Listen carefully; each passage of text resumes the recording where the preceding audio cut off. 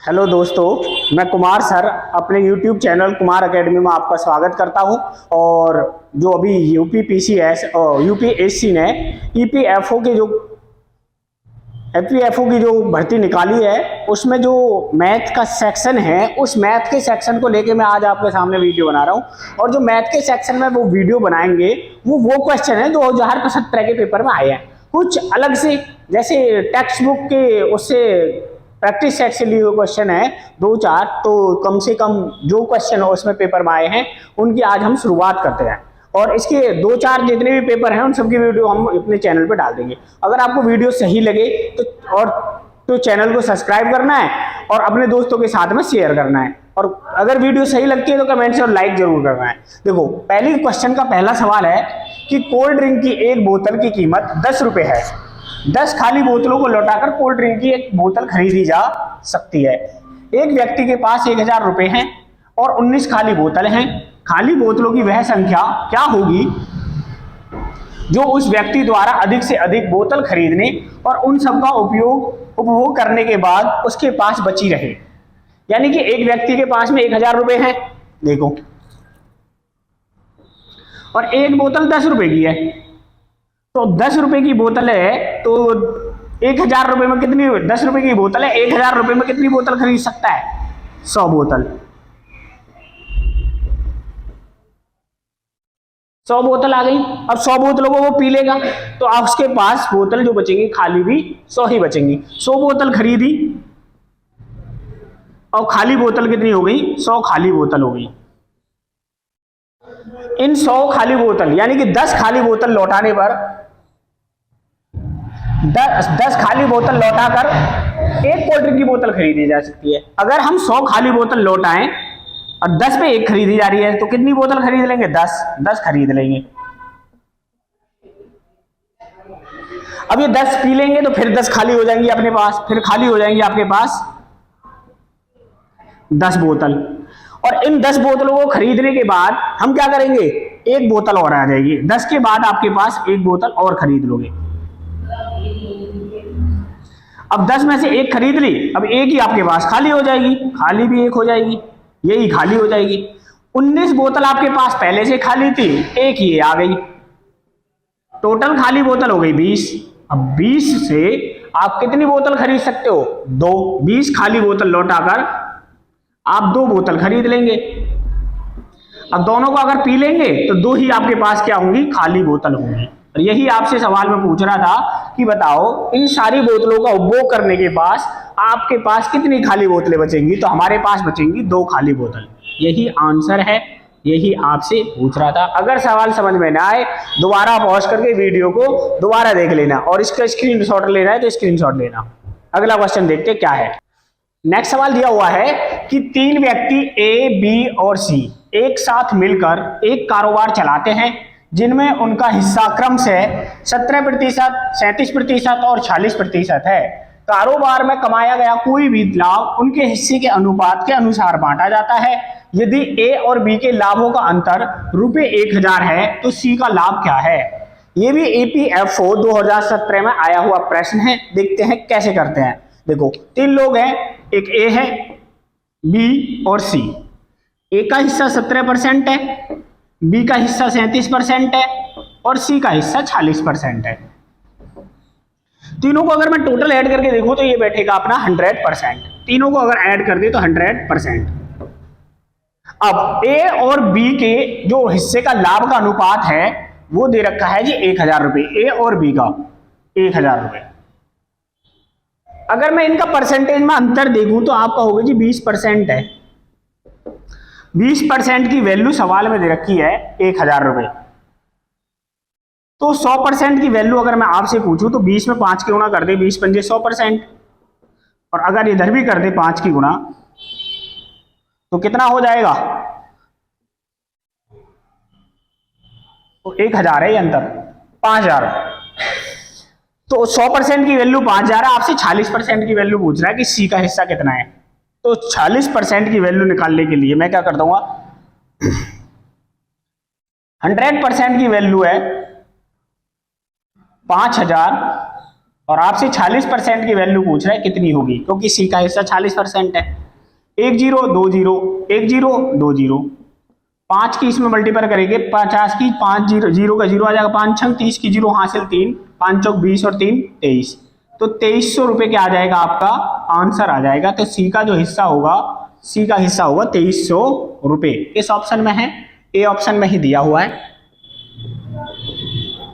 यही आपका क्या होगा आंसर होगा। अगर वीडियो समझ नहीं आए तो एक बार पॉज करके दोबारा देख लेना। नेक्स्ट सवाल है कि एक वृत्त की परिधि 2 पाई सेंटीमीटर है, वृत्त के अंदर अंकित वर्ग का क्षेत्रफल है। देखो जी, एक वृत्त दे रखा है और इसके अंदर एक वर्ग बनाया हुआ है, और इसका आपसे क्या पूछ रहा है, क्षेत्रफल पूछ रहा है। वर्ग की जो परिधि है वो 2 पाई दे रखी है, वृत्त की जो परिधि दे रखी है वो 2 पाई दे रखी है। आप सभी को पता है वृत्त की परिधि बराबर होता है 2 पाई आर, ये बात सभी को मालूम है। अब वृत्त की परिधि दे रखी है 2 पाई बराबर 2 पाई आर, 2 पाई से 2 पाई 1 पे गया तो आपकी रेडियस आ गई 1। अगर 1 रेडियस है, रेडियस 1 है, आर है 1 है, तो ये इसका डायमीटर है। अगर ये 1 है तो ये भी 1 होगा भाई। तो अगर मैं इस वर्ग को बाहर लेके आ जाऊं तो वर्ग का जो विकर्ण है वो हो जाएगा 2 सेंटीमीटर।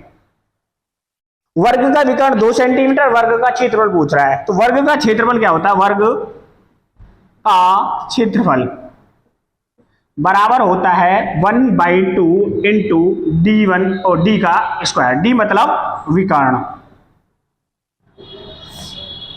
अब आपसे दे रखा है 1/2 गुणा 2 गुणा 2, 2 का स्क्वायर करेंगे तो 2 से 2 कैंसिल, आंसर आ गया 2 सेंटीमीटर स्क्वायर। यही आपसे पूछ रहा था, देखो किस ऑप्शन में है, डी ऑप्शन में आपका आंसर दिया हुआ है। नेक्स्ट सवाल देखते हैं।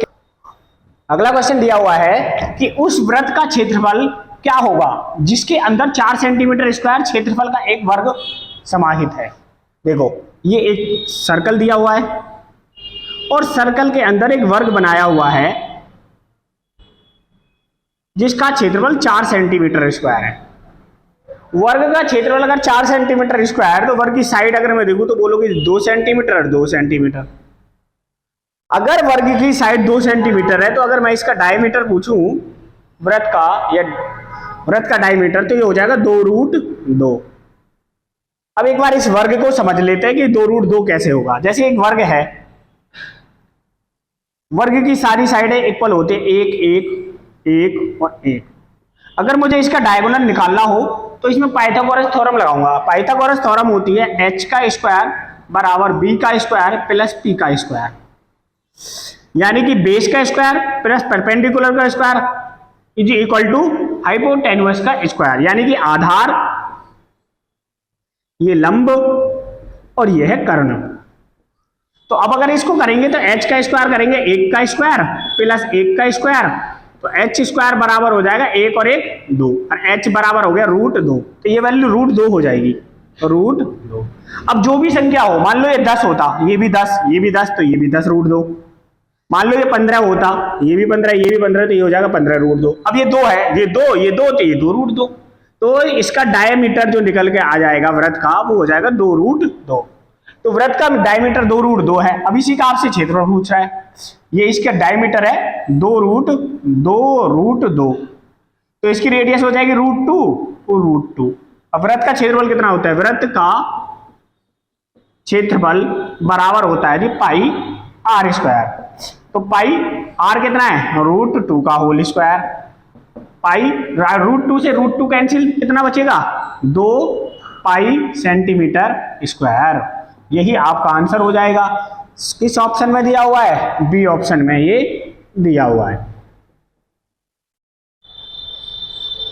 नेक्स्ट सवाल दिया हुआ है कि यदि एक नए गोलाकार डिब्बे की त्रिज्या पुराने गोलाकार डिब्बे की त्रिज्या का दोगुना है तो नए डिब्बे का आयतन और पुराने डिब्बे के आयतन में क्या अनुपात होगा। यानी कि एक तो गोलाकार उनका नया डिब्बा है, और एक गोलाकार पुराना डिब्बा है। इसकी रेडियस अगर 1 है तो नए डिब्बे की 2 है, इसकी दुगनी है।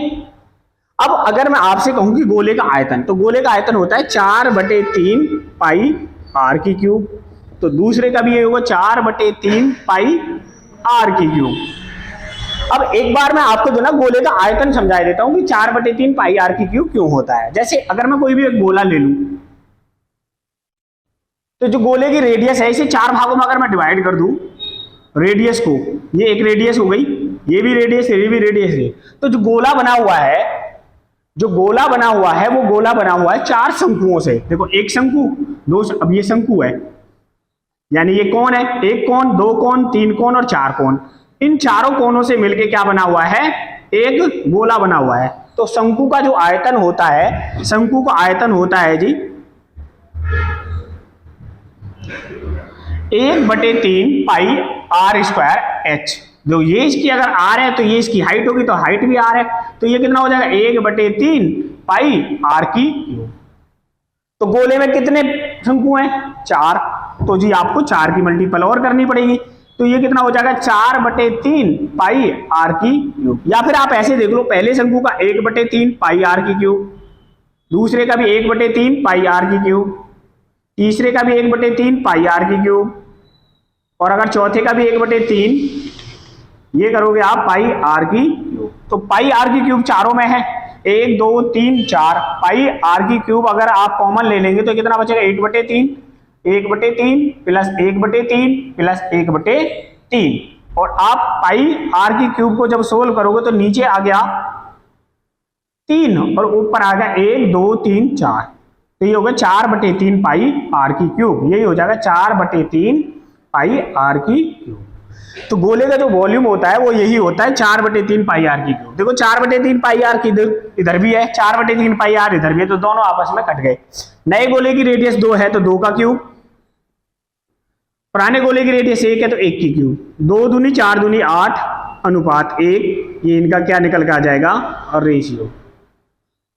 सवाल तो केवल ये था, ये मैंने आपको बताया था कि गोले का आयतन आपको याद कैसे रखना है। तो गोला बना होता है 4 शंकुओं का, और एक शंकु का आयतन होता है 1/3 पाई आर की क्यूब, आर स्क्वायर एच, और एच इसके बराबर होती है, इसलिए ये मैंने बता दिया आपको गोले का आयतन। तो आपको इस तरह ये याद रहेगा। नेक्स्ट क्वेश्चन देखते हैं, नेक्स्ट क्वेश्चन क्या है। नेक्स्ट सवाल दे रखा है कि किसी शहर में 80% आबादी चावल खाती है, चावल खाने वालों में से 90% मांसाहारी हैं, चावल खाने वाली शाकाहारी आबादी का प्रतिशत कितना है। ये भी ईपीएफओ 2017 में आया हुआ प्रश्न है। देखो 100% आबादी है शहर की, उसमें से 80% क्या खाते हैं, चावल। 80 लोग क्या खाते हैं जी, चावल। अब आपको सवाल में कह रहा है कि जो लोग चावल खाते हैं उसका 90% यानी 80 में से 90% लोग क्या खाते हैं, मांसाहारी हैं। 9 8 72, यानी कि 72 लोग मांसाहारी हैं। 80 में से 72 गए तो बचे कितने, 8 लोग शाकाहारी।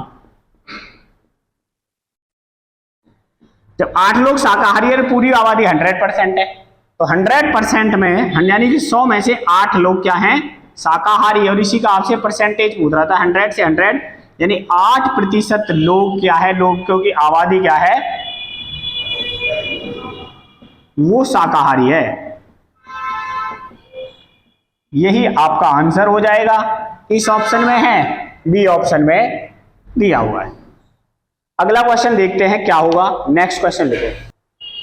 नेक्स्ट सवाल दे रखा है कि 10 सेंटीमीटर ऊंचाई के घनीय बॉक्स के अंदर रखी जा सकने वाली गोलाकार गेंदों की अधिकतम संख्या क्या होगी, जहां प्रत्येक गेंद की त्रिज्या 1 सेंटीमीटर है। ईपीएफओ 2017, यानी कि 2017 की सीरीज पढ़ रहे हैं हम, जो क्वेश्चन आए थे। अब देखो ये घन है, घन किसे बोलते हैं, क्यूब को, और क्यूब की सारी साइडें इक्वल होती हैं। अगर उसकी हाइट अगर 10 है यानी ऊंचाई 10 है तो लेंथ और ब्रेथ भी क्या हो जाएगी, 10 सेंटीमीटर ही हो जाएगी। अब अगर इसका बेस देखें तो बेस बना हुआ है वर्ग का, किसका बना हुआ है, स्क्वायर का, इस तरह से। तो इसके अंदर जितनी गेंद आएंगी उतनी इसकी हाइट में आएंगी। और गेंद की जो त्रिज्या दे रखी है 1 सेंटीमीटर, मान लो ये गेंद है और इसकी त्रिज्या 1 सेंटीमीटर है, तो रेडियस 1 सेंटीमीटर, व्यास कितना हो जाएगा 2 सेंटीमीटर का, तो इसकी हाइट भी 2 सेंटीमीटर हो जाएगी, यानी कि ये 2 सेंटीमीटर जगह घेरेगी। अब अगर ये 10 सेंटीमीटर है और एक गेंद को मैं यहां रख दूं तो 2 सेंटीमीटर एक जगह घेर रही है, 10 सेंटीमीटर में कितनी जगह घेरेंगी 2 3 4 5, यानी कि 2 4 6 8 10, यानी कि एक लाइन में 5 आई, तो इस तरह ये 10 हैं, 1 2 3 1 2 3 4 और एक ये 5, तो सब में कितनी कितनी गेंद आएंगी 5 5।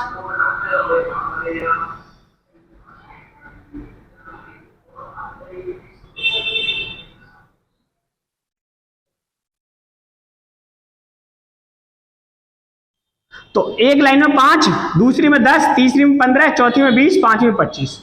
अब एक बात ये बताओ मेरे को, अगर इस तरह 5 25 आ रही है एक लाइन में, तो ये हाइट भी तो 5 ही हो जाएगी, तो 25 एक लाइन में, दूसरी में भी 25, तीसरी में भी 25, चौथी में भी 25 और पांचवी लाइन में भी 25, तो टोटल गेंदें कितनी हो गई 125। एक तो ये तरीका है सवाल को निकालने का।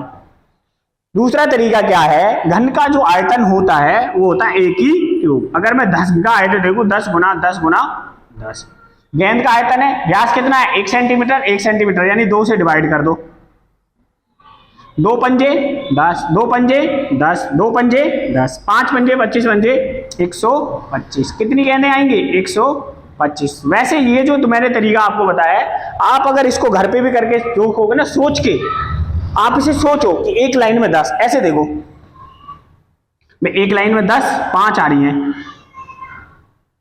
तो इसके ऊपर भी एक और आएगी 1 2 3 4 5, इसके ऊपर एक और 1 2 3 4 5। अब देखो हाइट कितनी हो गई, यानी 2 4 6 2 4 6 2 8 और 2 10, और ऐसे देखोगे तो 2 4 6 8 और 2 10, एक लाइन में 5, तो बेस में 25, फिर उसके ऊपर 25, फिर उसके ऊपर 25, फिर उसके ऊपर 25 और फिर उसके ऊपर 25, टोटल गेंदें कितनी होगी 125। अब दोनों तरीका जो भी आपको अच्छा लगे देख सकते हो, बी ऑप्शन क्या है आंसर है।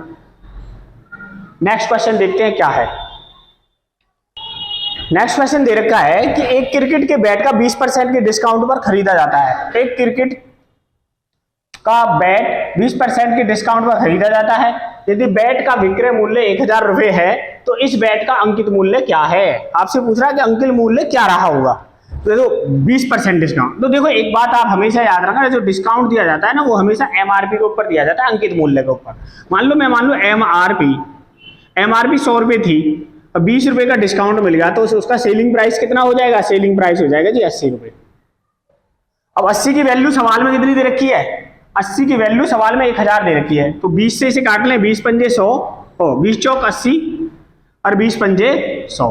4 की वैल्यू सवाल में 1000 दे रखी है, कितने का मल्टीपल है 250 का, तो 250 की मल्टीपल अगर इधर कर दें तो आपका होगा जी 25 पंजे 125, यानी बैट कितने रुपए का था, अंकित मूल्य उसका था 1250 रुपए। इस ऑप्शन में दे रखा ए ऑप्शन में ही, यही आपका क्या हो जाएगा आंसर हो जाएगा। अगला क्वेश्चन देखते हैं क्या है। नेक्स्ट सवाल दिया हुआ है कि किसी वस्तु का दाम 20% बढ़ गया है, इसके अतिरिक्त दाम में हुई वृद्धि पर 5% टैक्स लगता है। यदि ग्राहक के लिए वस्तु की लागत 1331 है तो दाम में वृद्धि से पहले वस्तु का दाम था।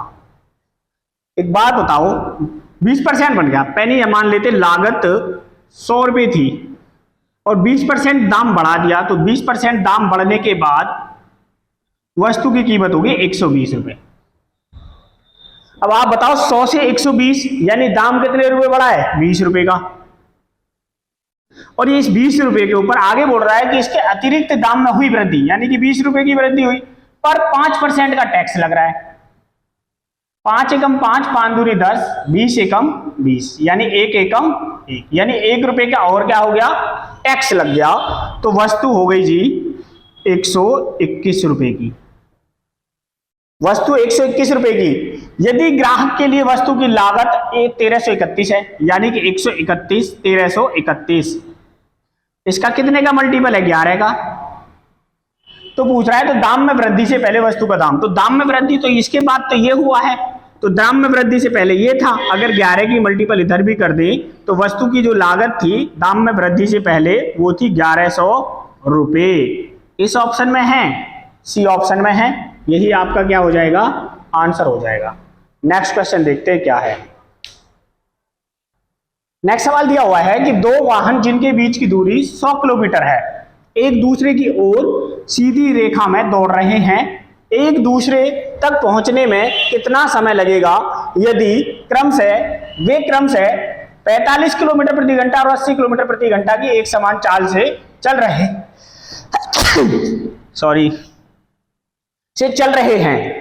देखो क्या करना है, पहले एक बात बताता हूं मैं आपको। एक वाहन इधर से आ रहा है, एक वाहन इधर से आ रहा है। मान लो ये एक कुछ दूरी है, मान लेते हैं ये दूरी है 150 किलोमीटर।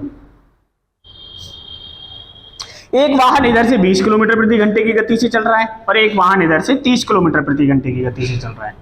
तो एक घंटे में इनके द्वारा चली गई डिस्टेंस कितनी है, 20 और 30 50।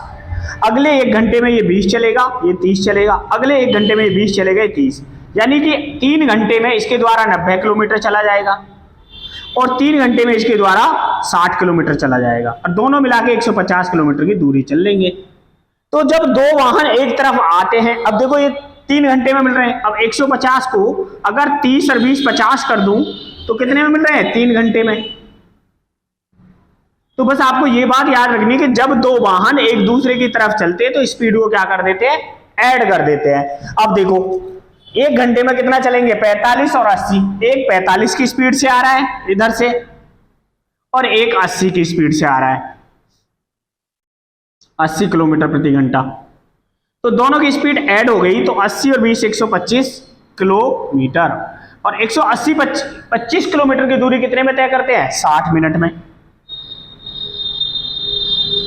परंतु हमें दूरी कितनी तय करवानी है, 100 किलोमीटर।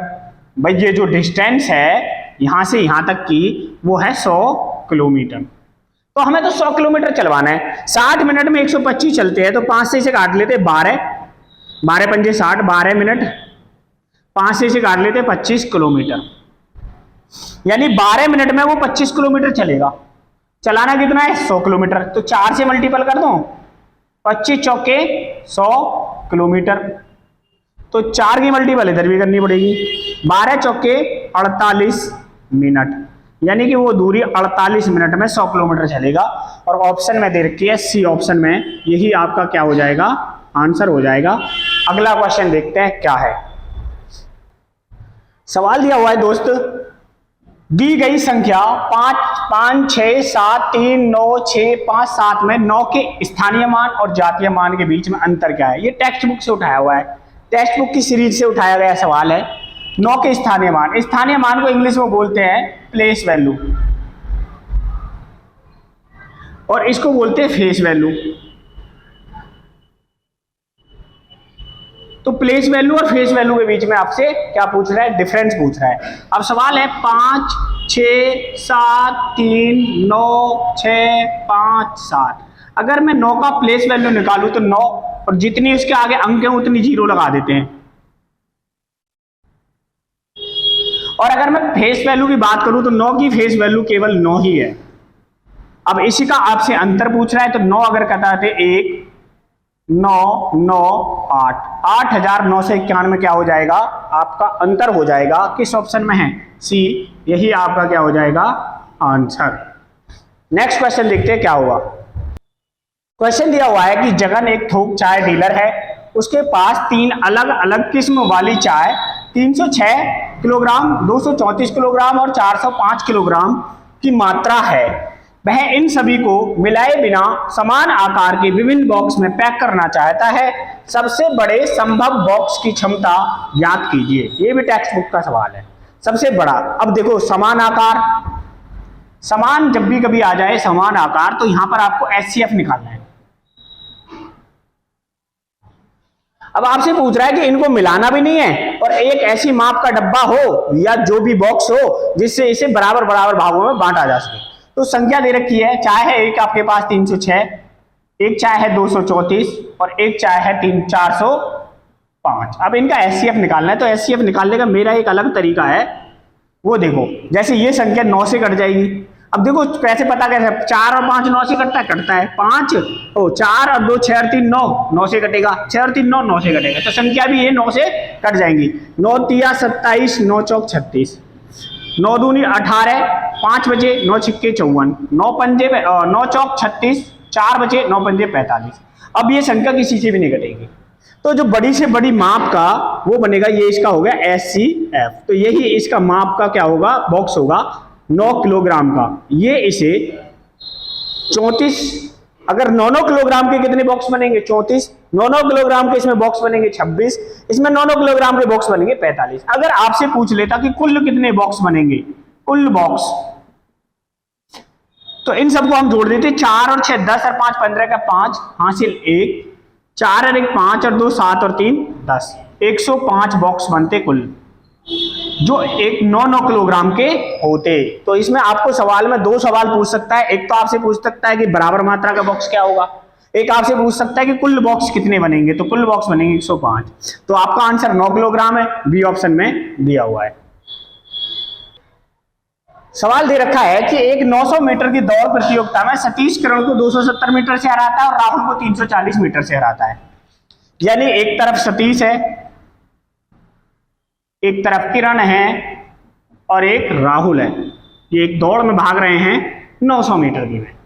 अब बोल रहा है कि 900 मीटर की दौड़ में सतीश किरण को 270 से घटाया, अगर ये 900 भागता है तो किरण को 270 मीटर से हरा रहा है। 270 मीटर से हराने का मतलब हो गया 0 में से 0, 10 में से 7 गए 3 और 9 में से 8 में से 2 गए 6, तो किरण 630 मीटर भागी होगी। किरण कितनी भागी होगी 630 मीटर। और अगर राहुल को उसने 340 मीटर से हराया तो राहुल कितना भागा होगा, 0 में से 0 गए 0, 10 में से 4 गए 6 और 8 में से 3 गए 5। अगर सतीश 900 मीटर भागा है तो राहुल 560 मीटर भागा है। अब सवाल कह रहा है कि उसी दौड़ प्रतियोगिता में किरण राहुल को कितने मीटर से हराएगी। एक सवाल तो ये बात देखो, यहां पर देखो, अगर आप इसे सवाल को नहीं समझोगे तो यहां आ जाएगा 70 मीटर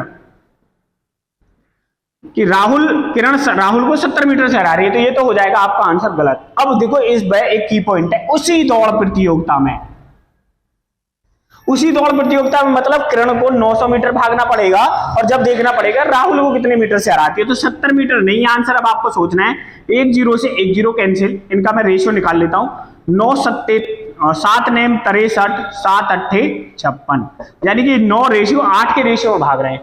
अगर 900 मीटर की दौड़ होती तो किरण भागती 900 मीटर और राहुल भागता 800 मीटर, तो अब बताओ कितने मीटर से हरा रही है, 100 मीटर से। 70 मीटर आंसर नहीं है।